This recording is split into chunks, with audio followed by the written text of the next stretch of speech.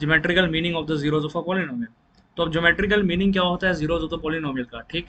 तो देखो जी, आपको ये एक ग्राफ दिख रहा होगा साफ साफ, ठीक है, ये वाला जो ग्राफ है यहाँ पे कर्सर घुमा के मैं आपको दिखाने की कोशिश कर रहा हूँ। तो ये ग्राफ में क्या है जी, आपको देखना है कि इधर एक आपको एक ले लिया गया हम हमसे y इक्वल टू 2x+3। ये देखो जी, ये दिख रहा है आपको y इक्वल टू 2x+3। तो ये हमारा एक पॉलिनोमियल है कि नहीं है, पहली बात तो है, बिल्कुल है पॉलिनोमियल।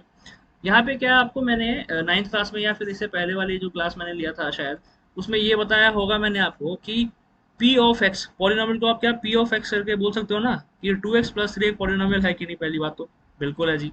2x जो है वो पॉलिनोमियल है, पहला टर्म हो गया पॉलिनोमियल, दूसरा टर्म 3 जो है वो भी कांस्टेंट पॉलिनोमियल है। दोनों पॉलिनोमियल हो गए, दोनों टर्म से पूरा का पूरा पॉलिनोमियल होगा। तो उसका नाम हम क्या लिख सकते थे, पी ऑफ एक्स है ना, इक्वल टू 2x+3, ये लिख सकते थे हम, बिल्कुल जी लिख सकते थे।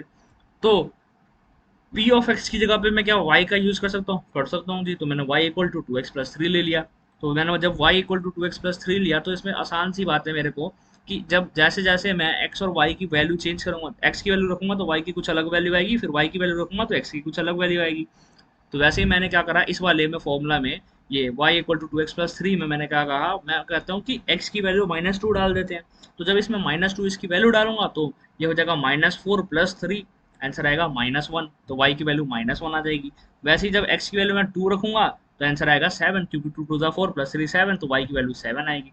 अब ये ग्राफ मैं बनाऊंगा और ग्राफ में मैं क्या करूंगा, डिपिक्ट कर दूंगा जी, ठीक। ये साफ साफ आपको दिख रहा है, एक तो मेरे पास पॉइंट ये हो जाएगा -2 1, और एक मेरे पास हो जाएगा 2 7, ठीक है।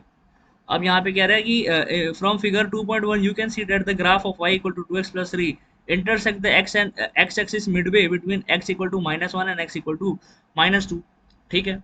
That is the point -3/2 0। यहाँ पे कह रहा है कि देखो जी, ये पॉइंट पे आपको क्या दिख रहा है, वो उसको इंटरसेक्ट कर रहा है, ठीक है।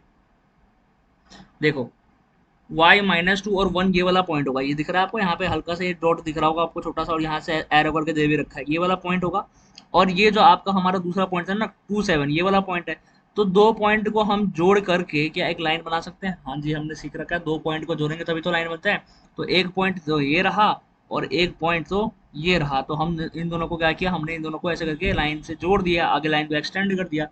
तो हमने जब इन दोनों को जोड़ा तो हम देख रहे हैं कि क्या, कि ये एक्स एक्सिस को और वाई एक्सिस को दोनों को ही काट रहा है। तो एक्स एक्सिस को ये कहाँ पे काट रहा है, यहाँ पे काट रहा है, ये देखो।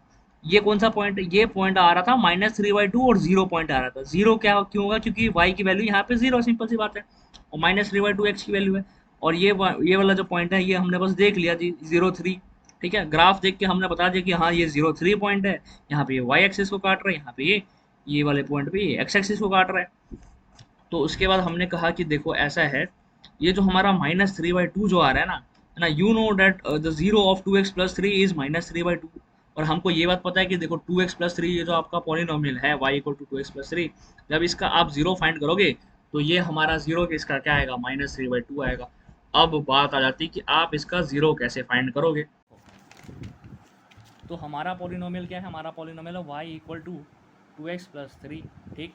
और मैंने कहा कि देखो पॉलिनोमियल तो एक्चुअली में हमारा 2x+3 है, और इसको क्या मैं पी ऑफ एक्स ऐसे करके लिख सकता था, बचपन में पढ़ा होगा तुमने, बिल्कुल ऐसे लिख सकते हैं।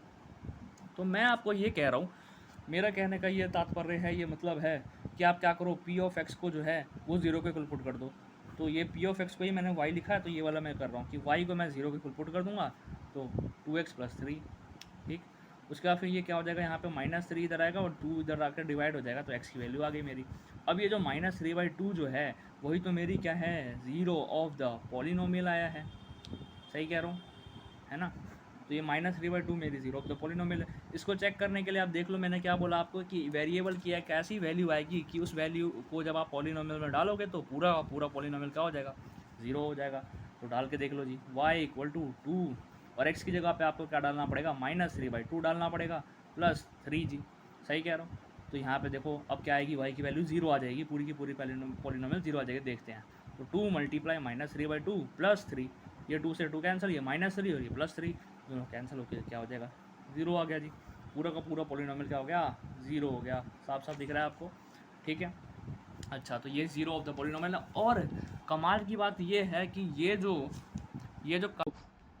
काट रहा है ना, कमाल की बात तो ये है कि ये जो काट रहा है यहाँ पे -3/2, जब ये लाइन आपने एक्सटेंड किया तो ये एक्स एक्सिस पे जो काट रहा है ये भी जीरो ऑफ द पोलिनोमियल ही पे काट रहा है, उसी वैल्यू पे काट रहा है ना। तो हम इसका ये मतलब समझ सकते हैं क्या, क्या हमारे पास इतना दिमाग है कि ये समझ सके कि जितने बार वो एक्स एक्सिस को काटेगा उतने ही जीरोस होने वाली है, और जहां पे काटेगा वही होगा उसका जीरो ऑफ द पॉलिनोमियल। ठीक है, तो यहाँ पे जैसे इस वाले लाइन ने एक्स एक्सिस को कितना बार काटा है, एक बार ही काटा है, तो इसमें टोटल जीरो कितने होंगे, एक जीरो होंगे, और जहां पे काटा है वही होगा उसका जीरो ऑफ द पॉलिनोमियल। तो -3/2 पे काटा है, तो -3/2 is the zero of the polynomial, और सिर्फ एक ही जगह पे काटा है तो एक ही जीरो है। समझ गए? अच्छा, इसके बाद फिर यहाँ पे एनसीईआरटी में यही कुछ चीजें दे रखी है कि, और उसका फिर आपको यहाँ पे एक पैराबोला दे रखा है जी। ठीक है, ये पैराबोला का आपका ग्राफ ऐसे कुछ बनता है, ये आपका पॉजिटिव है यहाँ पे। ठीक है, पैराबोला आपका किसमें बनता है, क्वाड्रेटिक इक्वेशन का जब ग्राफ बनाओगे ना आप, तो वो पैराबोला बनता है। अब वो पैराबोला क्यों बनता है, कैसे बनता है, वो 11th क्लास का आपका टॉपिक है, 10th क्लास में आपको पढ़ने की कोई आवश्यकता वैसे है नहीं। ठीक है, तो जैसे यहाँ पे कह रहा है ना, अपवर्ड लाइक ऐसे करके और ओपन डाउनवर्ड यहाँ पे यू करके, ओपन और ये वाला आपका जो ग्राफ है वो ओपन अपवर्ड है। और इसके अलावा अगर इसका उल्टा कर दो आप, 180 डिग्री इसको घुमा दो, तो ये कैसा बन जाएगा आपका, ओपन डाउनवर्ड बन जाएगा। तो वो सब के बारे में ज़्यादा हम नहीं जाएंगे, हमको ये बस इतना जानना है कि अगर हमसे एनसीईआरटी ने ये क्वेश्चन पूछा कि बताओ जी, ये ग्राफ देख के बताओ मुझे कि ये जो भी पॉलिनोमियल होगा, जैसा भी पॉलिनोमियल होगा, उसमें कितने जीरोस होने वाले हैं। आप कहोगे यार बड़ा आसान है, ये देखो जी, एक बार यहाँ पे काट रहा है, एक्स एक्सिस पे कहाँ पे काट रहा है हमको बस वो देखना है। तो एक्स एक्सिस पे एक बार ये यहाँ पे काट रहा है, एक बार ये यहाँ पे काट रहा है, तो एक्स एक्सिस पे टोटल दो बार काट रहा है, तो इसके जीरो होने वाले हैं दो। अब मैं पूछूं कि भाई दोनों जीरो जो है उसकी वैल्यू क्या होगी। आप कहोगे भैया देखो हमको साफ साफ दिख रहा है कि एक्स एक्सिस पे यहाँ पे तो ये -1 पे काट रहा है, और यहाँ पे ये +4 पे काट रहा है, तो -1 और +4 जो है यही हमारी क्या हो जाएगी, जीरोस ऑफ द पोलिनोमियल हो जाएगी। बस जी, आसान सा था। उसके बाद फिर यहाँ पे और आपको कुछ दे रखा है क्वेश्चंस करने के लिए, केसेस दे रखे हैं आपको। ठीक है, जैसे यहाँ पे इस वाले में देखो जी, आपका ये ओपन डाउनवर्ड है, ये ओपन अपवर्ड है। ठीक है, पैराबोलास है आपके। तो ये यहाँ पे कितने बार काट रहा है, देखो एक बार तो यहाँ पे काट रहा है, एक बार यहाँ पे काट रहा है, इस वाले में भी एक बार यहाँ पे काट रहा है, एक बार यहाँ पे काट रहा है। तो दोनों ही फिगर्स में, ये फिगर 1 और फिगर 2 दोनों में ही एक्स एक्सिस को ये दो बार काट रहा है, तो हम कहेंगे कि ठीक है, हमको खाली एक्स एक्सिस पे कितना बार काट रहा है उससे मतलब है, तो यहाँ पे कितने जीरोज, दो जीरोज है। ठीक है, उसके बाद फिर ये नीचे आ जाओ थोड़ा सा, ये वाले पॉइंट पे देखो, इस वाले पे कितने पे काट रहा है, साफ साफ अगर आपके पास आंखें होंगी तो आपको दिख रहा होगा जी, एक ही जगह पे काट रहा है, आपको खाली एक ही जगह पे काटना है। टच हो गया तो मतलब वो एक ही जगह पे काटा, ठीक समझ गए। तो ये एक ही जगह पे काट रहा है, ये भी एक ही जगह पे काट रहा है, तो भाई इसके जीरोस कितने, एक जीरो होने वाले हैं। ठीक, अच्छा, इसके बाद ये देखो, ये वाले पैराबोला में इसके कितने जीरोस होंगे, ऑब्वियस ही बात है, आपको दिख रहा होगा कि इसके 9 जीरो होने वाले, एक भी ही जीरो नहीं होंगे। नो नहीं, NO, नो, नो जीरो। ठीक है, तो नो जीरो होगा इसका, एक भी जीरो नहीं होने वाला। क्यों नहीं होने वाला जीरो एक भी, क्योंकि देखो जी, एक्स एक्सिस पे टच ही नहीं कर रहा, काट ही कहाँ रहेगा एक्स एक्सिस पे, वाई एक्सिस पे काट रहा है कि नहीं काट रहा है उससे आपको कोई लेना देना नहीं, हमको खाली एक्स एक्सिस से लेना देना है। ठीक है, अच्छा, तो एक्स एक्सिस पे तो टच ही नहीं कर रहा, तो सिंपल सी बात है, इसके कोई भी जीरो नहीं होने वाला है। Same same goes with this. ठीक है, अच्छा, इसके बाद फिर यहाँ पे कह रहा है कि ये वाला क्वेश्चन बताओ मुझे, इस वाले में कहाँ पे काट रहा है, तो ये देखो एक, दो और तीन, तीन पॉइंट्स पे काट रहा है, तो इसके कितने जीरोज होने वाले हैं जी, तीन जीरोज होंगे। और अगर क्या आप मेरे को देख के बता सकते हो कि वो तीन जीरोज के वैल्यू क्या होगा, तो पहला तो देखो जी +2 होगा, दूसरा होगा आपका जीरो पे काट रहा है, और तीसरा होगा -2। ठीक है, तो अल्फा हो जाएगा आपका +2, बीटा हो जाएगा जीरो, और गामा हो जाएगा आपका -2।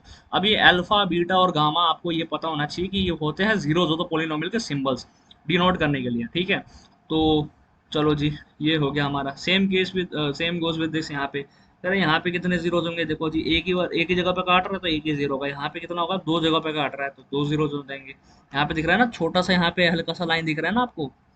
अच्छा, वैसे यहाँ पे कुछ आपको एनसीईआरटी ने एग्जांपल दे रखा है। इस वाले एग्जांपल में एक्स एक्सिस पे एक बार काट रहा है, एक जीरो, इस वाले एग्जांपल पे दो, एक्स एक्सिस पे दो बार काट रहा है, दो जीरोज हो जाएगा। इसमें तीन बार काट रहा है एक्स एक्सिस पे, तीन जीरोज। इसमें एक बार काट रहा है, एक जीरो, एक बार काट रहा है, एक जीरो। इसमें एक, दो, तीन, चार बार काट रहा है, चार जीरोज, तो पॉलिनोमियल हो जाएगा इसमें। ठीक है, यहाँ पे आंसर भी दे रखा है, पूछ रखा है वाई वाई वाई, तो भाई वाई का आंसर बता देना, क्योंकि एक्स एक्सिस पे उतने बार वो इंटरसेक्ट कर रहा है या फिर आसान भाषा में काट रहा है। ठीक है, अच्छा, ये वाला क्वेश्चन फिर यहाँ पे एक्सरसाइज 2.1 जो है ये आपसे बन जाना चाहिए। ये वाले पे कहाँ पे काट रहा है, एक बार भी नहीं काट रहा है, इसके जीरो जीरोस होंगे। ठीक है, एक भी नो जीरो होगा इसका, ऑब्वियस आंसर है। और इसका होगा एक, इसका होगा एक, दो, तीन, इसका होगा आपका दो, और इसका होगा एक, दो, तीन, चार, और इसका होगा आपका एक, दो, तीन। ठीक है, हो गया जी, आंसर बता ही दिया आपको ऑलरेडी मैंने।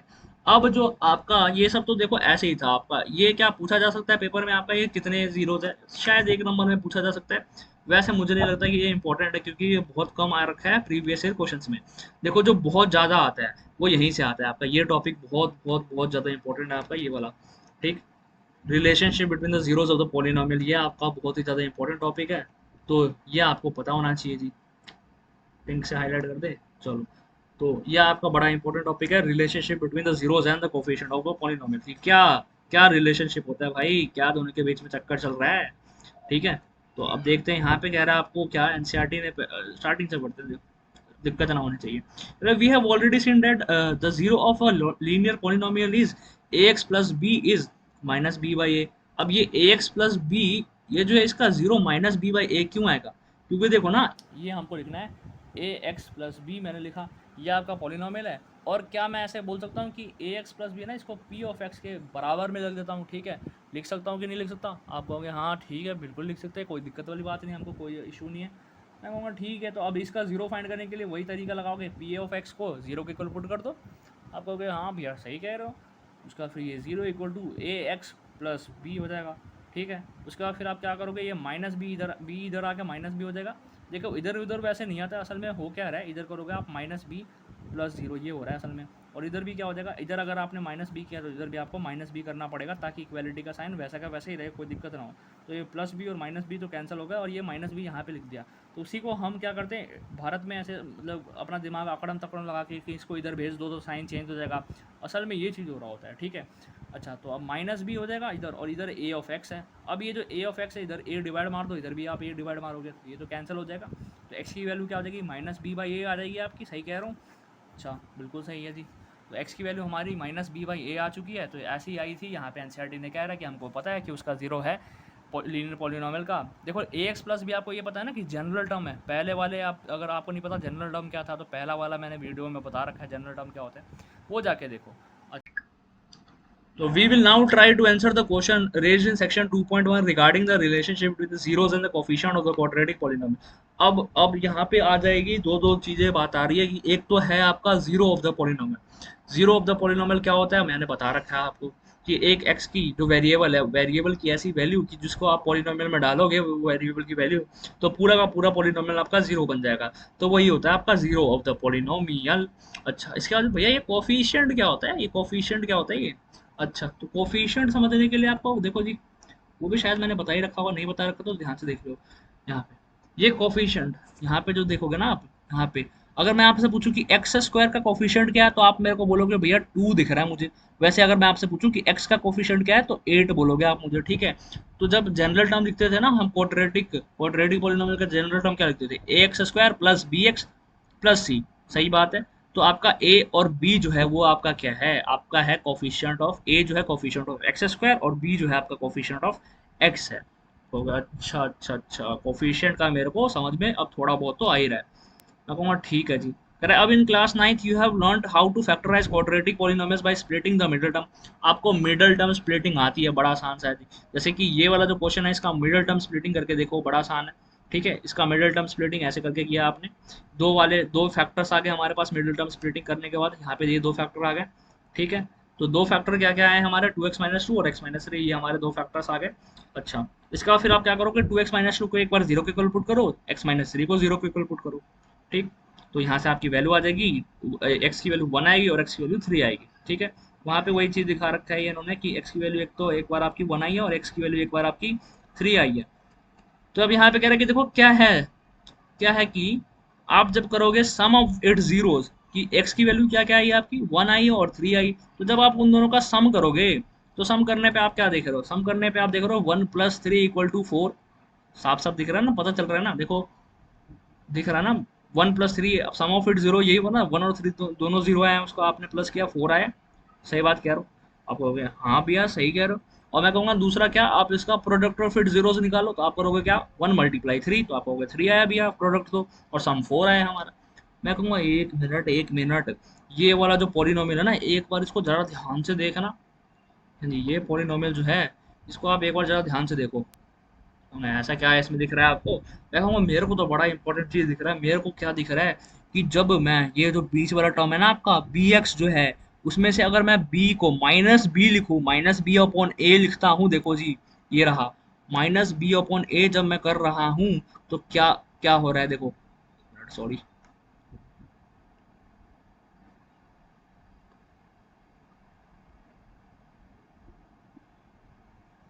हाँ, तो माइनस बी अपॉन ए करने में क्या हो रहा है, माइनस बी अपॉन ए जब करूंगा तब भी मेरा आंसर क्या आ रहा है भाई, 4 ही आ रहा है। मतलब सम ऑफ इट जीरोस, ये क्या इसका आंसर आप ये कर सकते हो माइनस बी अपॉन ए। और माइनस बी क्या है आपका, माइनस बी है कोफिशिएंट, बी आपका कोफिशिएंट ऑफ एक्स है, माइनस बी का होगा minus of coefficient of x. और ये आपका क्या था, ए आपका था कोफिशिएंट ऑफ एक्स स्क्वायर, वही आपने ए को कोफिशिएंट ऑफ एक्स स्क्वायर लिखा है, सिंपल सा बात है। वैसे ही जब प्रोडक्ट ऑफ इट जीरो कर रहे तो क्या आया था, 3 आया था। तो मैं कहूँगा एक मिनट, ये वाला वापस से पॉलिनोमियल देखो, ये पॉलिनोमियल में क्या आपको ये चीज़ दिखाई दे रहा है, ये देखो जी ध्यान से, ये पॉलिनोमियल में आपको ये चीज़ दिखाई दे रहा होगा कि सी अपॉन ए जब मैं करूंगा इसमें, है ना, सी क्या था आपका कांस्टेंट टर्म होता है, ए क्या है आपका कोफिशिएंट ऑफ एक्स स्क्वायर। ठीक है, तो जब constant upon coefficient of x square करूंगा तब 6/2 क्या आएगा, 3 आंसर ही आएगा। तो कहोगे भैया हमको रिलेशनशिप दिख गया जी, पता चल चुका है हमको रिलेशनशिप क्या है दोनों में। मैं कहूँगा बहुत अच्छी बात है जी, बहुत बढ़िया काम किया। वैसे एनसीईआरटी ने एक और एग्जांपल यहाँ पे आपको दे रखा है कि ये एग्जांपल आप देखना मत, वहाँ पे खुद से सॉल्व करना, ठीक है, ये एग्जांपल खुद से सॉल्व करना। और ऑब्वियस ही बात है आपको क्या मिडल टर्म स्प्लिटिंग आना चाहिए, तो ऐसा पता चले कि मिडल टर्म स्प्लिटिंग ही ना आए। और मैंने आपको सब बात बता रखा है, सब बात बता भी दिया, ठीक। अब यहाँ पे बात आ जाती है ये चीज़ की, ये चीज़ ये क्या दे रखा है, ये क्या कर रखा है इन्होंने, ठीक है। तो अब ये समझने के लिए मैं आपको थोड़ा सा एक वीडियो दिखाना पड़ेगा, आपको समझने की कोशिश करो आप। देखो क्या लिखा हुआ है, A X square plus B X plus C equal to K, है ना, एक्स माइनस अल्फ़ा और एक्स माइनस बीटा। ठीक है, अब ये कह रहा हूँ भैया ये अल्फ़ा बोल रहे हो इसको, जिसको आपने बोला बीटा और कुछ और होते हैं क्या, मैं कहूँगा हाँ एक ये होता है आपका ये गामा। अल्फ़ा बीटा और गामा ये सब क्या है भाई, ये सब आपके पास सिंपल सा सिंबल है। कौन सा किसके सिंबल है, किस चीज़ को रिप्रेजेंट करते हैं ये, अरे जीरोज ऑफ द पॉलिनोमियल को रिप्रेजेंट करता है। ठीक है जी, जीरोज ऑफ द पॉलिनोमियल को ये रिप्रेजेंट करते हैं, सब सिंबल है। ठीक है भैया सही है। तो आपने ये चीज़ क्या लिखा है फिर, A X square plus B X plus C equal to K X minus alpha X minus beta.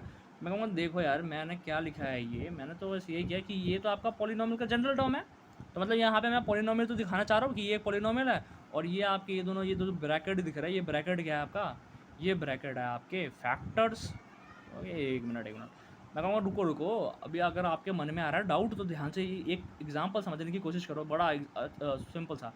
जैसे 30 है, ठीक है, तो हाँ ठीक है 30 है, 30 के फैक्टर्स में अगर आपसे पूछूँ तो फैक्टर निकालने के लिए क्या करो, एक हथौड़ा लो, ठीक, 30 पे मारा आपने पटाख से, तो 30 पे जब आपने हथौड़ा मारा तो वो टूट गया, तो टूट गया तो किस किस में बिखरा, बचपन में पढ़ा था ना ऐसे करके फैक्टर्स निकालना। एलसीएम नहीं बोलते इसको, फैक्टर बोलते, एक बार और याद रखना, ठीक है। तो ऐसे 15 आएगा, फिर 5 से तो ये 3 आएगा, फिर 3 1 आएगा, तो ये जो आपके निकले हैं ये क्या एलसीएम निकला था, नहीं ये फैक्टर्स निकले थे आपके। एलसीएम हमेशा 2 निकलते थे और वो एलसीएम इक्वल टू समथिंग करके वो अलग कंसेप्ट है, ये आपके फैक्टर निकलते थे एक।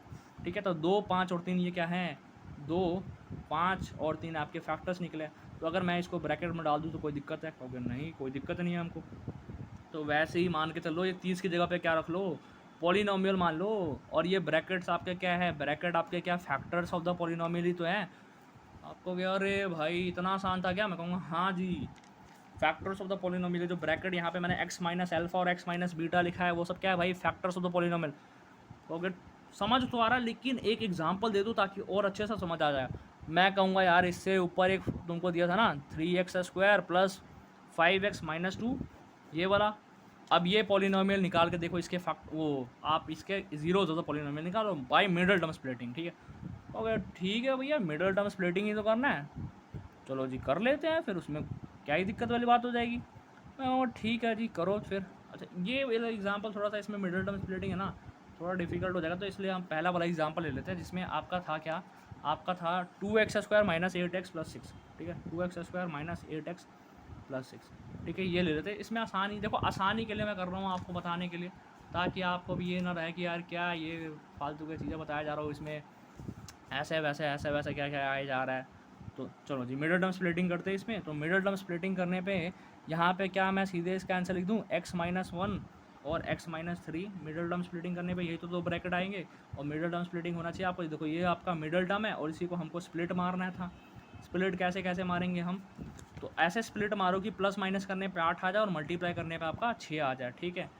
तो प्लस माइनस करने पे 8 और मल्टीप्लाई करने पे 6 आ जाए, ओहो, लेकिन आपका मल्टीप्लाई करने पे एक्चुअली में 12 आ जाए, क्योंकि AC होता है ना आपका, ठीक है। AC के यहाँ पे 2 × 6 12 है, ठीक है। तो प्लस माइनस करने पे 8 आ जाए, मल्टीप्लाई करने पे 12 आ जाए, ऐसे कौन से नंबर है। तो क्या आपका 4 3 12 नहीं, तो उसके लिए आपको क्या करना पड़ेगा, सिंपल है यार, 12 के आप फैक्टर्स निकाल लो, तो 2 6 और यहाँ पे 2 3 3 1, ये फैक्टर्स है आपके। तो ये देखो 3 2 जा 6 हो गया और 6 2 जा 12, तो 6 और 2 8 होता है और 6 दूना 12 होता है, मिल गया जी 2x²। 8 को आप कैसे तोड़ोगे, 8 को आप तो ऐसे तोड़ोगे, यहाँ पे लिख दो आप, यहाँ पे पहले 2x लिखते हैं, ठीक है, ताकि कॉमन लेना आसान हो जाए। तो -2x और -6x + 6, दोनों को प्लस करोगे तो -8x आ रहा है, 2 और 6 को मल्टीप्लाई करोगे तो 12 आ रहा है। वो बिल्कुल सही कह रहे हो भैया, बिल्कुल सही है। आपको भाई देखो भैया ये x भी तो मल्टीप्लाई तो x² होगा, मैं कहूँगा हाँ, तो क्या हो गया फिर, ये दोनों मल्टीप्लाई करके आना चाहिए ना। देखो यहाँ पे भी 12x² आ रहा था, यहाँ पे भी 12x² ही आ रहा है, सही तो है, कोई दिक्कत वाली बात नहीं है। अब क्या करो, आप कॉमन ले लो यार, 2x कॉमन लोगे तो यहाँ पे x बचेगा, इधर बचेगा -1, ये जो वाला ब्रैकेट है इसको आँख बंद करके यहाँ पे उतार दो, टेप दो, और उसके बाद फिर आपको देखना है कि अब इसमें क्या, इस ब्रैकेट में क्या मल्टीप्लाई करूँगी, ऐसा कुछ बन जाए, तो इसमें आपको मल्टीप्लाई करने में पड़ेगा -6, ठीक है। तो एक ब्रैकेट तो आपका x-1 बन गया और एक बना आपका ब्रैकेट 2x - 6, ठीक है। तो जो 1 मिनट जी देख लो, एक तो आपका ब्रैकेट बन रहा है x-1 और एक बन रहा है आपका 2x - 6, ठीक है। अच्छा ठीक है, तो आपका ये क्या था, पॉलिनोमियल था आपका 2x² - 8x + 6, ठीक है। और ये आपका बना क्या थी, x-1 2x - 6, तो ये जो दो है ये आपके क्या है, फैक्टर्स ही तो हैं। किसके फैक्टर्स, ये वाले पॉलिनोमियल के फैक्टर ही तो बने हैं हमारे, समझ रहे हो, ये पॉलिनोमियल के फैक्टर ही तो बने हैं भाई, बड़ा आसान सा है, इसमें क्या इशू था वैसा। आपको अगर भैया मैं नहीं मानता ये फैक्टर है, मैं कहूँगा देखो यार, जब आप 30 के फैक्टर निकाल रहे थे तो आपने 30 के क्या फैक्टर लिखे थे, 2 और 5 और 3, 2 5 × 10 3 × 30, 253, यही तो आपके फैक्टर्स है। मैं कहूँगा हाँ, आप हाँ ठीक है भैया, सही कह रहे हो, फैक्टर देख लेते यही इसके। मैं कहूँगा जो आपके फैक्टर है उसको मल्टीप्लाई कर दो, तो जब इसको मल्टीप्लाई कर दोगे तो वापस से 30 आ जाएगा, मतलब वापस से यही चीज़ दे देगा आपको। तो हाँ सही कह रहे हो, तो मैं कहूँगा यार इसको कर लो ना, इसको भी आप जब मल्टीप्लाई करोगे तो अगर सेम टू सेम आ गया तो आप मान लोगे ना कि ये फैक्टर है।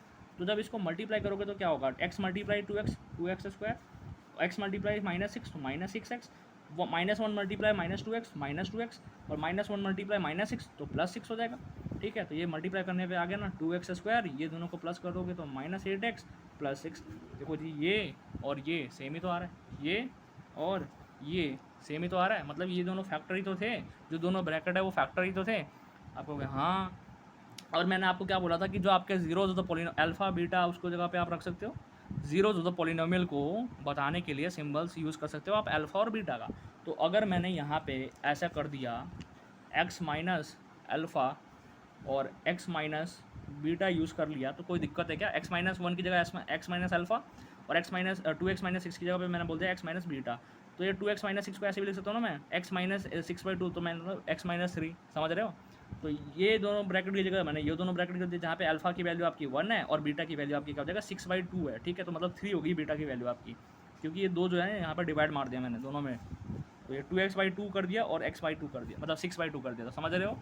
अच्छा, तो वही तो एनसीईआरटी में दे रखा है, ये जो आपको दे रखा है ना ये वाला, अब आपको समझ में आ रहा होगा कि अच्छा ये k x - alpha x - beta ये सब क्या है, और ये जो आपका k है वो क्या है, कांस्टेंट, ठीक है। तो अगर कोई बाद में गड़बड़ वाली बात हो जाएगी तो कांस्टेंट का यूज़ करके हम उसका काम कर लेंगे। आप कहोगे हाँ ठीक है भैया, बात तो हमको थोड़ी थोड़ी समझ में आ रही। मैं कहूँगा देखो थोड़ी थोड़ी समझने से कुछ नहीं होगा, आपको बहुत ज़्यादा समझ में आना चाहिए, ठीक है।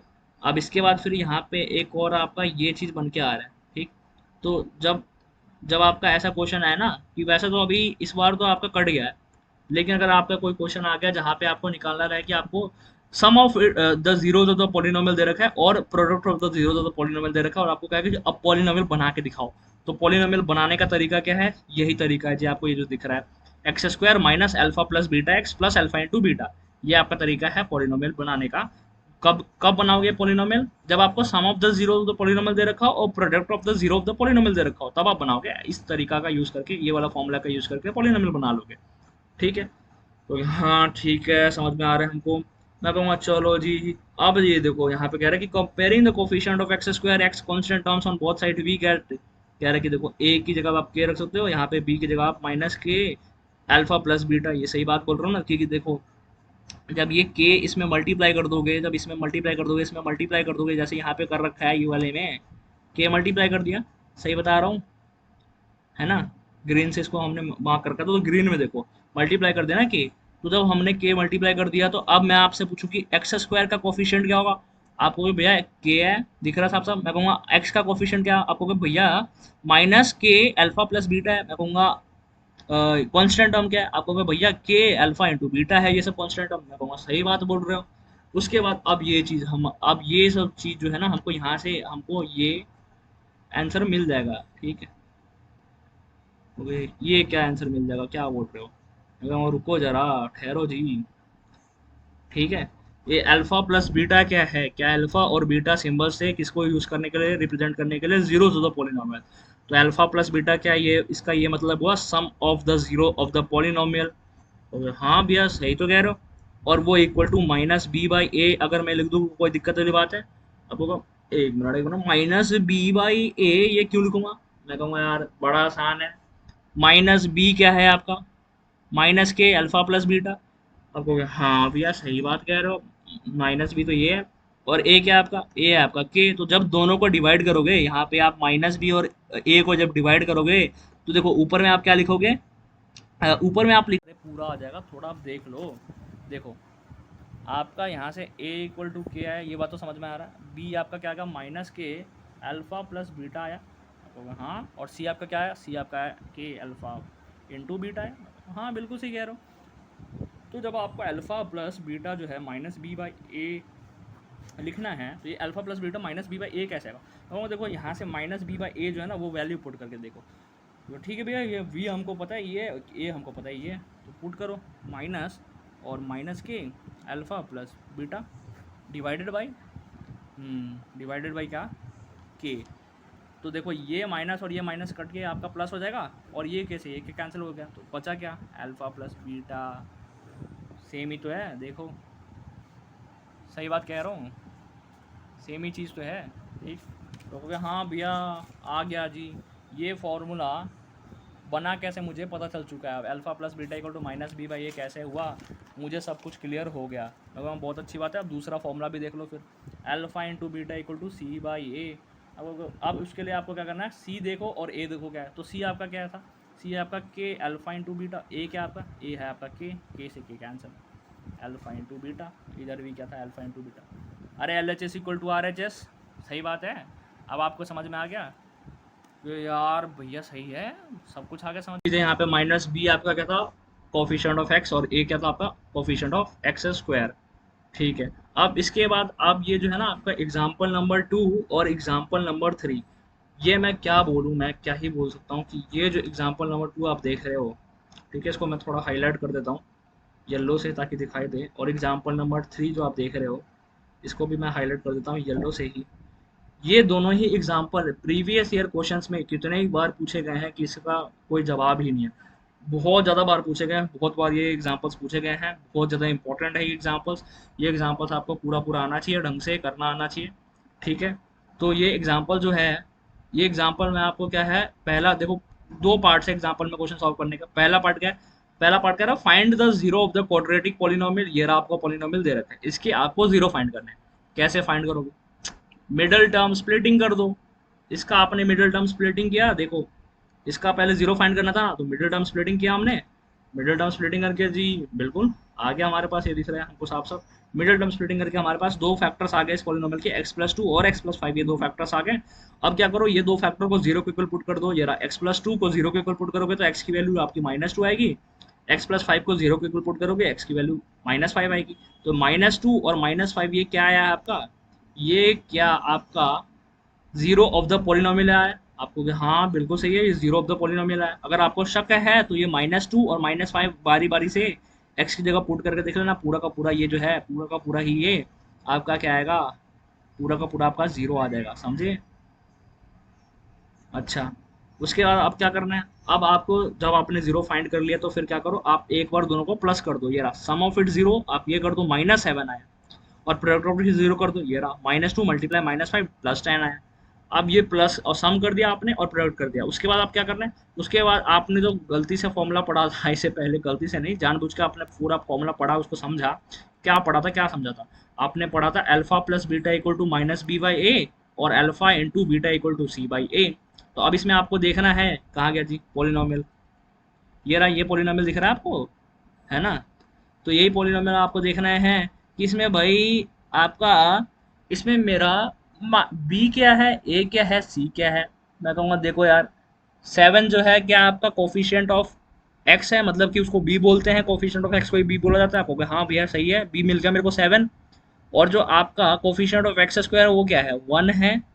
आपको कि हाँ भैया कुछ नहीं लगा उसके आगे, तो 1 तो लगा ही है, तो कोफिशिएंट ऑफ एक्स स्क्वायर 1 है, और उसी को कोफिशिएंट ऑफ एक्स स्क्वायर को ए बोलते, तो हमको ए भी मिल गया। और हमको सी जो है कांस्टेंट है वो साफ साफ दिख रहा है 10, तो हमको ए पता है 1, बी पता है 7, और हमको सी पता है 10।